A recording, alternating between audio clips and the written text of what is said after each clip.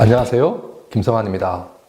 앞으로 저와 중간관리자로서의 역할과 책임, 효과적인 업무 관리와 조직 관리에 대해 이야기해 볼까 합니다. 먼저 중간관리자의 길에 들어선 여러분을 환영합니다. 여러분은 중간관리자라는 이야기를 들었을 때 어떤 느낌을 받으셨나요? 기쁘셨나요? 아니면 우울하셨나요?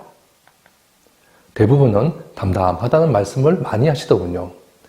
조직에서 성과를 내고 후배들을 지도해야 한다는 책임감에 어깨가 무겁다고 하시는 분들이 많았습니다. 그렇지만 조직 생활을 하면서 중간관리자를 그치지 않고 리더의 길로 갈 수는 없습니다. 모든 리더는 중간관리자 시절을 거쳐야 합니다. 훌륭한 리더는 훌륭한 관리자의 경험을 거쳐야만 될 수가 있습니다. 여러분도 조직에서 훌륭한 리더가 되기 위해서는 어떻게 하면 주어진 관리자의 역할과 책임을 잘 수행할 수 있을까를 몸으로 배우셔야 합니다. 자, 그럼 그 길을 시작해 볼까요? 먼저 중간관리자의 범위에 대해 살펴보겠습니다. 조직에서 중간관리자는 어디서 어디까지라는 명확한 규정은 없습니다. 다만 편의상 부르는 명칭이죠. 일반적으로 과장, 차장의 직급을 부르기도 하고, 작은 조직의 경우는 사원이나 대리이지만 중간관리자의 역할을 해야 할 때도 있습니다. 또는 직급이 차장, 부장이어도 부서장의 직책을 하지 못할 경우는 여전히 중간관리자의 범위에 속한다고 볼 수 있습니다. 이처럼 조직 내에서 다양한 위치에 있지만 중간관리자가 된 것을 느끼는 대표적인 경우는 부서장을 도와서 조직 내 부문이나 파트의 성과를 책임지며 후배 사원들을 지도하고 관리하는 역할을 수행할 때입니다. 그럼 중간관리자가 되었을 때 개인적으로 겪는 가장 큰 변화는 무엇일까요? 처음 관리자가 되시는 분들이 가장 크게 당혹스럽게 하는 것은 후배 사원들을 지도하면서 겪게 되는 곤란입니다. 중간관리자의 경우 해당 업무에 대해서는 경험과 노하우를 가지고 있습니다. 물론 부서 내의 모든 업무를 수행하는 것은 아니지만 수년간의 조직 경험을 통해 부서 업무는 익숙한 편입니다. 또한 업무를 잘 수행했기 때문에 관리자의 반열에 올라설 수 있었습니다. 하지만 다른 사람에게 업무를 지시하고 보고를 받고 성과를 내는 것은 다른 차원입니다. 먼저 성격과 능력이 다른 사람의 업무 스타일에 적응하는 것도 쉽지 않습니다. 세상에는 자신과 똑같은 스타일을 가진 사람은 없습니다. 관리자가 마음 놓고 쓸 수 있는 시기는 부하 사원이 원만하게 업무를 수행하여 성과를 낼 때입니다. 그렇지 못할 경우는 대신 수행하거나 아니면 하나에서 열을 챙기느라 자신의 업무마저 지장을 초래하게 됩니다. 결국 관리자의 운명은 후배 사원들의 지도와 성과 창출에 달린 것입니다. 다음으로 중간관리자를 힘들게 하는 것은 상사와의 관계입니다. 기존에 함께 해왔던 분이면 다를 수 있지만 다른 부서에서 왔거나 자신과 관계가 좋지 않은 팀의 상사를 부서장으로 모시게 될 때 조직 생활은 만만치 않게 됩니다. 보고할 때마다 거부를 당하고 야단을 맞는다면 그 다음부터는 보고 그 자체가 힘들어지게 됩니다. 또한 후배들 앞에서 모욕을 당하면 참기 어려운 순간이 올 수도 있습니다. 그렇지만 어떠한 상황에도 관리자는 인내하며 침착해야 합니다.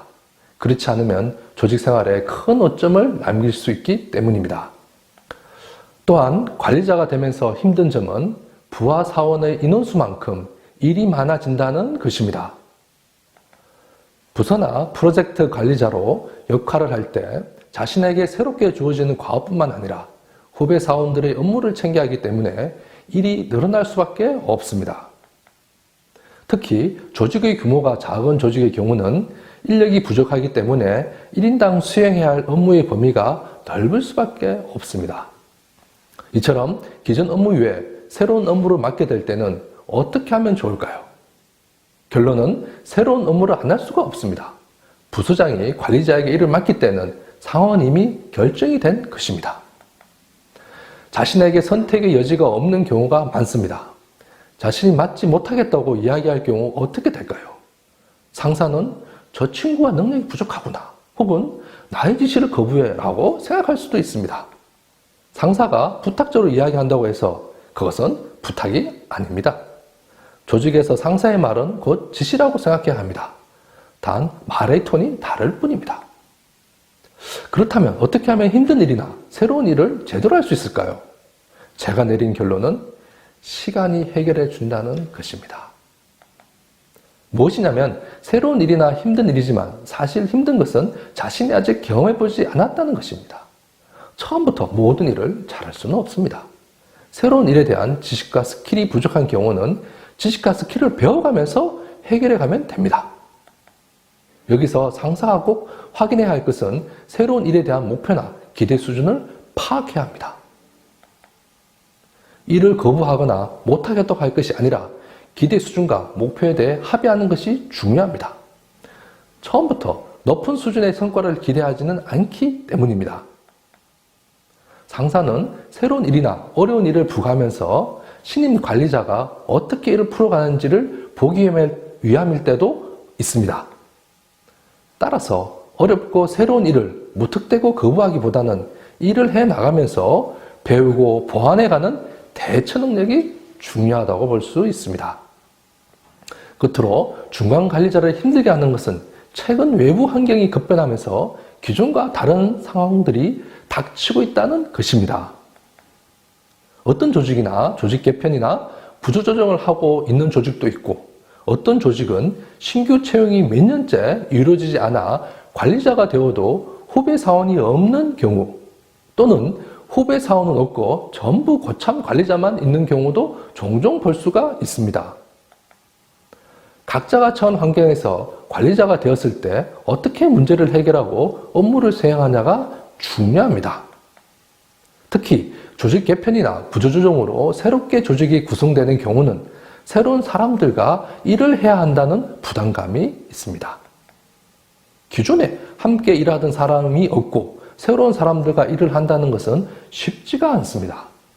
조직의 변화를 수용하면서 어떻게 새로운 환경에 성과를 내냐가 중요합니다. 혹은 부하 직원이 없거나 고참 선배들만 있는 경우도 힘들기는 마찬가지입니다.